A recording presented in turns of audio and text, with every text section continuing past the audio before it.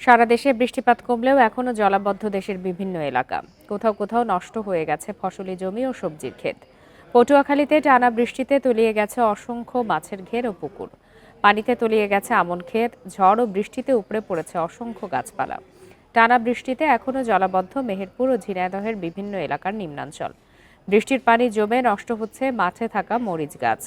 টানা বৃষ্টির কারণে ভোগান্তিতে পড়েছে খেটে খাওয়া মানুষ। এদিকে বৃষ্টি কমায় লক্ষ্মীপুরে বন্যা পরিস্থিতির উন্নতি হয়েছে।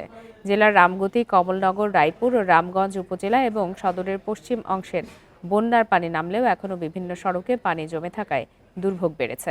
এছাড়া নোয়াখালীতে ঝড় বৃষ্টিতে গাছপালা পড়ে বিদ্যুতের খুঁটি ভেঙে যাওয়ায় গত 5 দিন থেকে অন্ধকারে পল্লী বিদ্যুতের প্রায় 1.5 লাখ গ্রাহক। বিকল সঞ্চালন লাইনগুলো মেরামতে কাজ করছেন পল্লী বিদ্যুতের কর্মীরা।